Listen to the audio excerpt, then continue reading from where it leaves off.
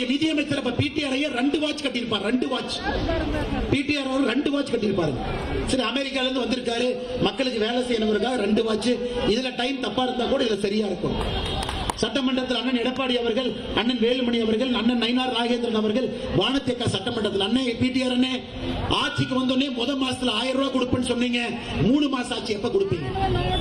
5 மாசம் ஆச்சு, எப்ப கொடுப்பீங்க? 10 மாசம் ஆச்சு, எப்ப கொடுப்பீங்க? 15 மாசம் ஆச்சு, எப்ப கொடுப்பீங்க? மதுரையில் ஒரு பத்திரிகையாளர் சந்திப்புல வாட்ச் எடுத்து பார்த்தார். சொன்னோம், ஆனா எப்பன்னு சொன்னமா அப்படின்னாரு. அன்னைக்கு பிஞ்ச செருப்பு இல்லைங்கம்மா, பிஞ்ச செருப்பு அன்னைக்கு இல்ல. நாங்க ஆட்சிக்கு வந்தா முதல் நாளில் 1000 ரூபாய் கொடுப்போம் என்று சொன்னவர்கள் இந்த தலைவர்கள் எல்லாம் கூட்டம் போட்டு பிரச்சனை பண்ணி 29வது மாசத்துல 1000 ரூபாய் கொடுத்தாங்க. 29வது மாசம் முதல் 28 மாசம் 1000 ரூபாய் கிடையாது. அப்ப இந்த 32 மாசம் நீங்க 1000 ரூபாய் கணக்கு போட்டா 32,000. ஏன்னா நீங்க எல்லாருமே படிச்சவங்க, டான் கணக்கு போடுறவங்க. 32,000 ரூபாய் மாசம் 1000 ரூபாய். உங்களுக்கு நியாயமா 60,000 வந்திருக்கணும். 32,000 பொங்கலுக்கு மொத்தமா அவங்க கொடுத்தது 5000. 2 சேர்த்துனீங்கன்னா 37,000. கொடுத்த பணமே 37,000. 5 வருஷங்கம்மா 1825 நாள் இருக்கு. வருஷத்துக்கு 365 நாள். 5 வருஷம் 1825. அப்ப ஒரு நாளைக்கு எவ்வளவு கொடுத்தாங்க? 37,000. 1825 நாள். ஒரு நாளைக்கு 20 ரூபாய் கொடுத்தாங்க. 20 ரூபாய் பாருங்கம்மா, ஒரு நாளைக்கு 20 ரூபாய் கொடுத்தாங்க.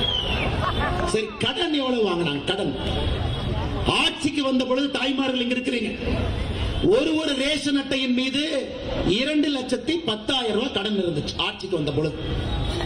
அண்ணன் எடப்பாடி அவர்கள் ஆட்சியிலிருந்து வெளியே வந்த பொழுது 1952 சுதந்திரத்திற்கு பிறகு தொடர்ந்து தேர்தல் நடக்குது. 2021 ஆட்சியிலிருந்து வெளியே வரும் பொழுது 4,5 லட்சம் ரூபாய் கடன். எல்லா மாநிலத்துக்கும் கடன். அது எத்தனை வருஷங்க? 50ல இருந்து 2021 வரைக்கும் 5 ஆண்டுகள்ல 6 லட்சம் ரூபாய் கடன் வாங்கி இன்னைக்கு 10 லட்சம் ரூபாய் கடன். 10 லட்சம். அப்ப ஒரு ரேஷன் அட்டையின் மீது நீ கடன் எவ்வளவுங்க? 4,82,000 ரூபாய். ஆட்சிக்கு வந்த பொழுது ரேஷன் அட்டையின் மீது இருந்த கடன் 2,10,000. ஆட்சியை விட்டு திமுக போகும்போது 4,82,000. அப்ப எவ்வளவு கடன் வாங்கியிருக்காங்க 5 வருஷத்துல? ஒரு ரேஷன் அட்டையில 2,70,000 ரூபாய். ஒரு ரேஷன் அட்டையின் மீது திராவிட முன்னேற்ற கழகத்தினுடைய 5 ஆண்டு கால ஆட்சியில 2,70,000 ரூபாய் கடன். ஒரு நாளைக்கு எவ்வளவுங்கம்மா? 1825 நாள், 5 வருஷம். ஒரு நாளைக்கு 150 ரூபாய் கடன். அம்மா, இது பேரு தான் கருணாநிதி தனம். யாராவது கருணாநிதி தனம் கேட்டீங்கன்னா இதுதான். 20 ரூபாயை கொடுத்து 150 ரூபாயை புடுங்கிறது. அப்ப என்ன ஆட்சி நீங்க நடத்துனீங்க?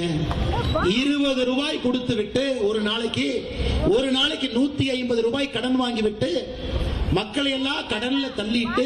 அம்மா, நீங்க நல்லா புரிஞ்சுக்கணும், சபரீஷனுக்கும் ரேஷன் கார்டுல 2,70,000 தான் கடன்.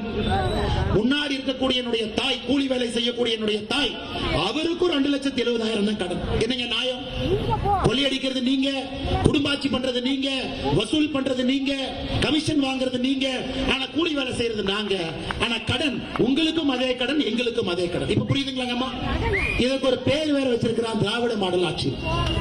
அதனால அருமை சொந்தங்களே, நம்முடைய தாய்மார்கள் நீங்க மனசு வைக்க, தாய்மார்கள் மனசு வச்சு எப்படி 9:30 மணிக்கு நீங்க உட்கார்ந்து இருக்கிறீங்களோ, அண்ணன் எஸ்பி வேலுமணி அவர்களுக்கு ஆதரவு கொடுக்க வேண்டும் என்று இருக்கின்றீர்களோ, தாய்மார்கள் மனது வைத்தால் தமிழகம் முழுவதுமே ஒரு பெரிய புயல்.